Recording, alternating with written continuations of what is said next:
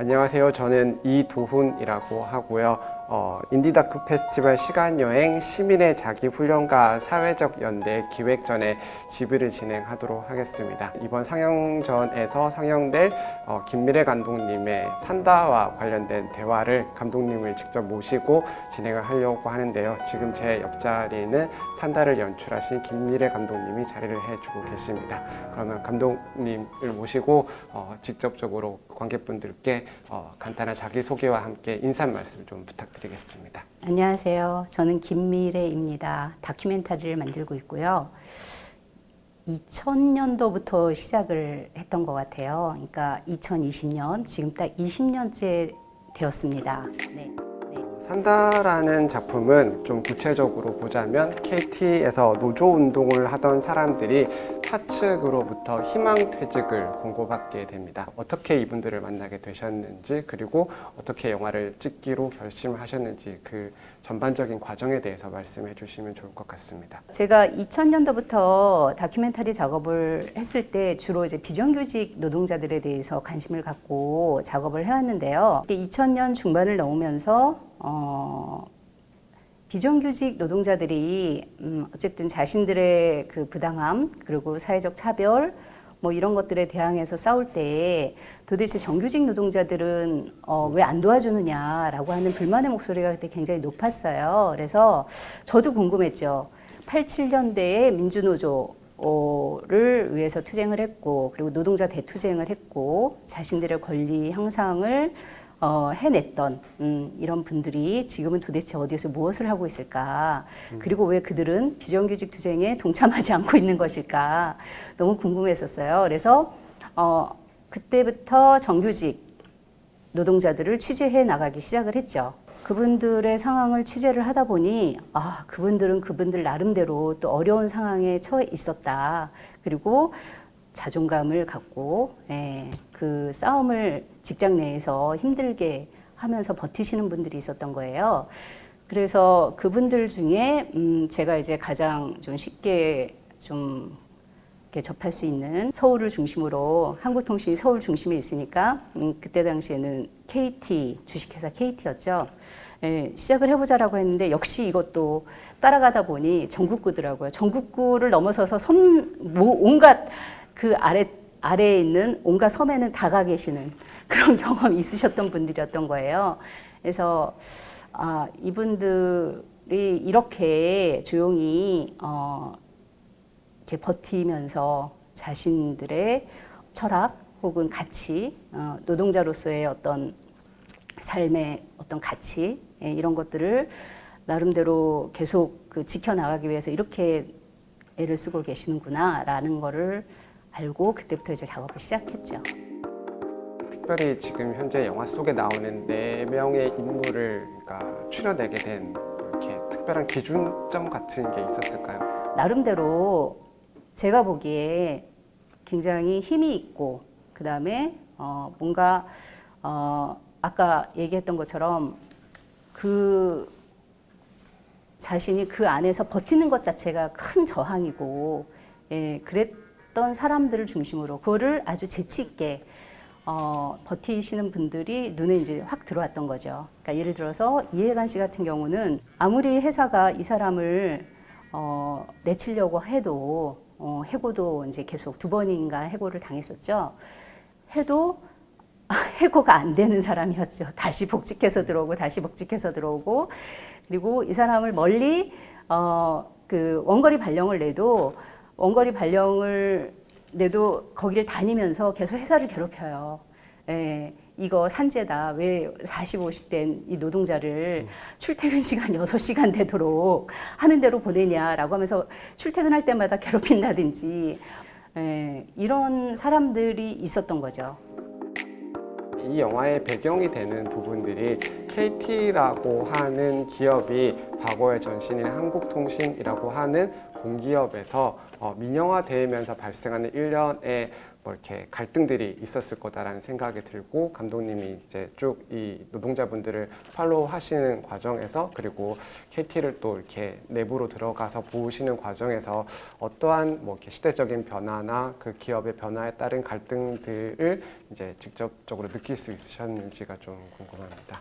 1990년대 김영삼 정권이 들어선 이래로 우리나라 공기업들이 민영화가 되기 시작을 했어요. 그래서 그 중에 하나가 KT, 그러니까 한국통신이었던 거고요. 한국통신은 계속 부분적으로 민영화되다가 2002년도에 완전 민영화가 되거든요. 통신업체들끼리, 통신회사들끼리 경쟁을 해야 되는 민영기업이 된 거죠.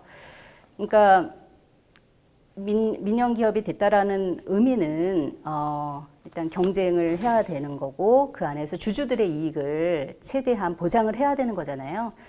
그러니까 그것 중에 하나가 쉽게 할 수 있는 방법이 사실은 인력 감축을 하는 거였어요. 회사의 경영상에 굉장한 위기가 있을 때라든지 이럴 때만 합법적 합의하에 이제 그렇게 정리해고를 할 수가 있는데, KT는 그때 당시에 흑자 기업이었고, 예, 합법적으로 정리해고를 할 수가 없고, 그러니까 내부에 그런 이제 인력 감축을 하기 위해서 희망퇴직을 계속 권고라고 했지만 강제였던 거죠. 예, 그래서 몇만 명이 계속 단계적으로 희망퇴직이란 이름으로 회사에서 이렇게 나가야만 됐던 이런 상황이었어요. 그럼에도 버티는 사람들이 있었죠. 그 사람들을 또 2005년도에 딱 관리를 해서 KT 인력 퇴출 프로그램이라는 거를 시행을 하면서 그들을 또 쫓아내려고 또 했던 거죠. 예. 거기에서 당연히 사람이, 인간이 자기가 부당하게 쫓겨나는 것 같은 느낌, 그리고 뭔가 이거는 내가 왜 나가야 돼? 라고 설득이 안 되고 그랬을 때, 받아들일 수 없다라고 생각했을 때 당연히 거기에 대해서 저항을 하게 되죠. 예, 그래서 그때부터 이제 이런 그 KT 내에서 KT 민주동지회라든지 뭐 2011년도에 KT 새노조가 만들어졌지만 KT 새노조라든지 이런 그 조직으로 해서 계속 저항을 해왔던 거로 알고 있습니다. 실제 이 KT 인력 퇴출 프로그램에 의해서 이렇게 퇴출의 강제를 받았었던 노동자들은 주로 어떠한 분들이었었는지가 조금 궁금합니다. 일단은 자연적으로 나이가 많은 사람들 순으로 희망퇴직 권고를 받았고요. 근데 거기서 또 스스로 걸어나가지 않는 분들이 또 있었을 거고, 그리고 그런 분들이 모아져서 이제 시키는 대로 안 하고 나가라는데 안 나가고 그랬던 사람들을 찍어서 특별 관리를 한 거죠. 전화교환원 있죠. 우리 옛날에 1114라고 기억을 하실 거예요. 대부분이 여성이었죠. 그러니까 그때 2000년도에서 2002년 사이, 그러니까 2000년 초반에 거기도 외주로 이렇게 넘어갔죠. 외주화됐죠. 그래서 거기서도 당연히 그 여성 노동자들이 반대하면서 투쟁을 했었고, 그러나 결국은 이제 많이 넘어갔고, 그 싸움에서 그 남은 사람이 있었고, 그 남은 사람이 또 그 KT 인력 퇴출 프로그램의 또 대상자가 됐고, 버텼다 이거죠. 그러니까 희망퇴직 나가라는데 안 나간 사람 거기다 집어넣고, 옛날에 114 투쟁이라고 있어요. 거기서 또 이제 남아있는 그 정직원이 된 거죠. 그 사람들 들어가 있고, 그리고 이제 예전에 민주노조 활동할 때 노조 간부들 중심으로 또 들어가 있고, 그런 분들이 주로 그 대상이 되었던 거로 알고 있습니다. 영업을 하던 사람이 현장 그 가설 현장으로 나가서 현장 가설을 한다든지 수리를 한다든지 이렇게 바뀐다든지, 혹은 현장 가설, 그러니까 전화 가설이라든지 뭐 이런 보수 가설 이런 것들을 하던 사람들이 갑자기 영업으로 간다든지, 정말 생소한 거잖아요. 그리고 114 전화 교환원이었던 분들, 여기 산다에도 나오지만 그분들은 전화 교환원이었는데 갑자기 이제 그 선 가설 수리하는 거로 해서 전봇대 올라가야 되는 일을 한다든지, 서울에 계신 분들을 뭐 지방 저기 멀리 보낸다든지, 지방이라고 하더라도 지방에서 더 갈 데가 없으니까 저기 섬으로 보낸다든지, 서울로 왜 안 보냈는지 몰라요. 저 섬으로 곳곳에 온갖 섬에는 다 KT 그런 분들이 다 이렇게 가 계셨다 그러더라고요. 네. 그렇다면 궁금한 게 이분들이 영화에서 자신의 그러한 자존감이 하락한 모습을 보여주는 것 자체를 그러니까 조금 거부감을 느끼시지는 않으셨는지. 제가 보기엔 자존감이 하락해 있는 분은 한 분도 없었고요. 특히 이해관 씨 같은 경우에는 항상 자존감이 가장 높은 사람이었던 거고, 언제든 어느 자리에서든 내가 잘못했습니다라는 반성문 쓰고 그냥 해서 바로 그것만 하나 내면 다시 서울로 보내준다라는 얘기도 있었고, 아무튼 굴복해라라는 거죠. 굴복하지 않은 채로 버텼던 그 모습이 저한테는 그것이 자존감을 지키는 것 자체가 그 최선으로 자기가 할 수 있었던 방법이었던 거고, 그냥 포기하고, 그냥 알았다. 니네들이 시키는 대로 다 영업하고, 그냥 니네들이 시키는 대로 그냥 장시간 노동하고 열심히 뭐 팔고 이렇게 할게라고 했으면 그 삶은 또 더 편했을지 안 했을지는 그건 모르겠지만, 어쨌든 그것을 허락하지 않은 거죠, 스스로. 그것이 자존심이었고 그것이 자신을 지키는 일이라고 생각을 했던 거라고 저는 생각을 하고, 그래서 이제 같이 이렇게 카메라 안에 들어와서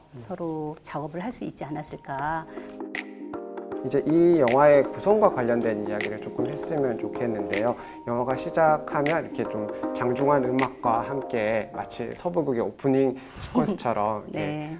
장중한 음악이 나오고 4명의 인물들이 소개되고 또 그들이 현재의 모습들을 보여주고 난 다음에 중반부쯤으로 넘어가면 개인사에 관련된 가족사 뭐 이런 이야기들이 나온 다음에 후반부에는 이렇게 민주노조와 관련된 이야기를 하는 식으로 전개가 되거든요. 어떠한 이야기의 흐름을 따라서 영화 전체를 배열해야겠다라는 생각을 하셨는지가 좀 궁금합니다. 전체 구성은 사실은 아침, 점심, 저녁 다시 그러고 아침 출근길로 구성을 했고요.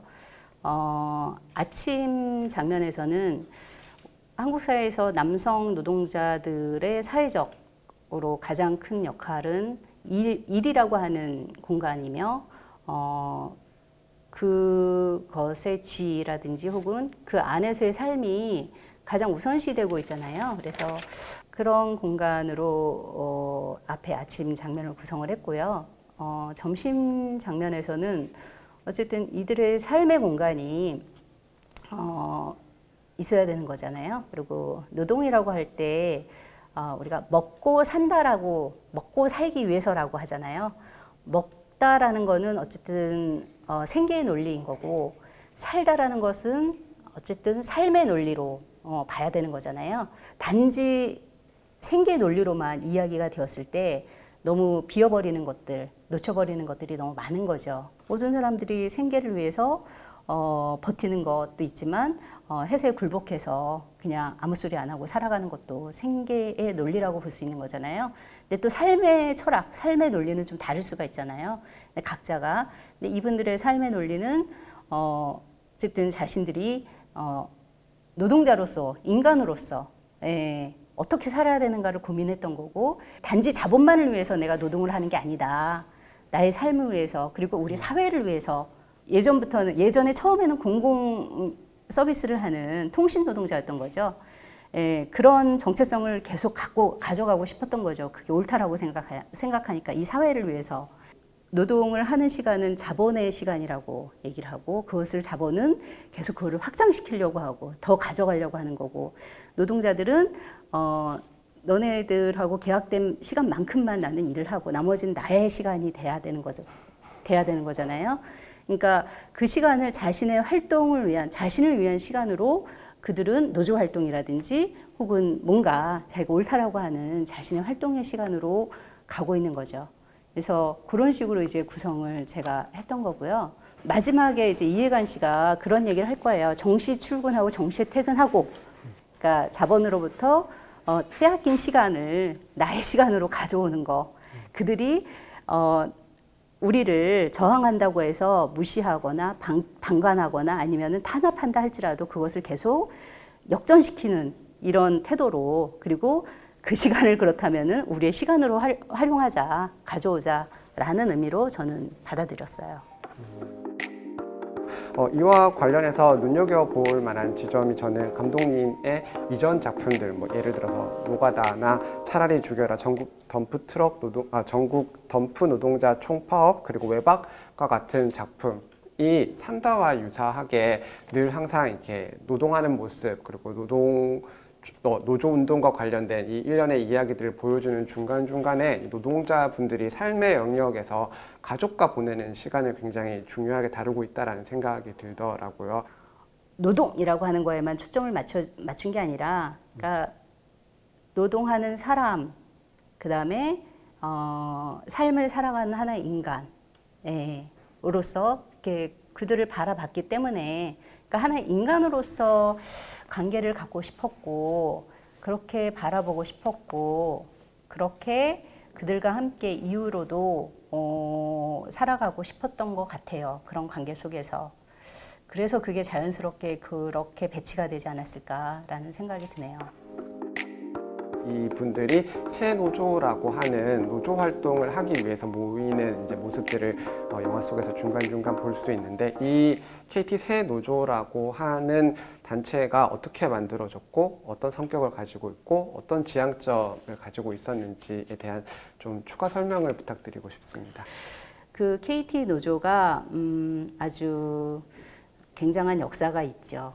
한국통신노조부터 시작을 해서 다시 민주노조로 바뀌고, 민주노조에서 다시 또 그 어용노조가 되고, 이러는 여러 가지 과정 속에서 그때 당시에 제가 촬영을 할 때는 이미 KT 노조는 소위 말하는 어용노조, 그러니까 회사의 그 편을 많이 들어주는, 회사의 말을 잘 들어주는 그런 노조라고 하는 것을 어용노조라고 하죠. 네. 그래서 거기에 이제 불만을 품고 바로 이제 복수노조가 합법화되면서 KT 새노조를 만들었고, 그 KT 새노조 안에서 이전에 자신들은 이 사회에, 한국 사회에 통신, 공공 서비스를 하는 노동자였다. 그리고 그것을 계속 이어나가고 싶다. 그리고 그렇게 하기 위해서 무엇을 해야 되는지 항상 고민을 하면서 그 안에서 투쟁을 하는, 네, 이런 분들, 투쟁이라면 활동을 하는, 네, 그런 분들이죠. 이일관님께서 그 과거의 민주노조 운동에 대한 이야기를 하시면서 실패라고 하는 단어를 쓰시면서 어떤 본인이 스스로 과거의 그러니까 그 민주노조 운동에 관한 책임감을 가지고 있다라고 말씀을 하시는 부분이 있습니다. 이때의 실패라고 하는 의미가 어떤 것인지, 그러니까 그 당시 촬영 과정에서의 전후 맥락과 관련해가지고 조금 부연 설명해 주시면 좋지 않을까 싶은데요. 노동운동이라고 하는 것이 지금까지 한국에서, 그리고 본인이 해왔던 노동운동이라고 하는 것이 노동자들의 권리 향상은 시켜왔다. 예전에 그 차별이나 이런 것들을 좀 줄여놓고 이러긴 했지만, 그것이 아닌 노동자들이 그 이후 계속 사회 변혁의 주체로서 당당하게 계속 힘있게 나갔으면 좋겠는데, 그런 사회 변혁의 주체로서는 서지 못했다라는 것이 현재 판단인 거죠. 그런 의미에서 노동운동이라고 하는 것이 단지 노동자들의 권리 향상에만 그 권리 향상만 해야 되는 것인가라고 했을 때 그런 부분에서 이제 실패라고 얘기를 하신 거죠. 어느 순간 이제 노동자들이 이제는 됐다라고 안주해버린 거죠. 자신들의 투쟁의 성과로서 이 정도 권리 향상을 했으면 됐다라고 하면서 거기 안주해버리고, 그리고 이제 더 이상 힘들게 그 탄압과 뭐 이런 것들을 받으면서 싸우고 싶지 않다라는 생각을 갖게 됐는데, 이제 여기서 이제 반성의 지점, 자신들이 해왔던 노동운동에 대한 반성이 있는 거죠. 왜 우리의 노동운동은 이런 노동자들을 이 사회에 어떤 변혁의 주체로서 세우지 못했을까, 혹은 만들어내지 못했을까, 뭐 이런 그 성찰이 있었던 거라고 저는 생각을 해요. 그 영화의 후반부에 지금까지 앞서서 보여줬었던 영화의 구성이나 흐름과는 조금 다른 방식으로 과거의 푸티지들을 보여주는 장면들이 후반부에 삽입이 되거든요.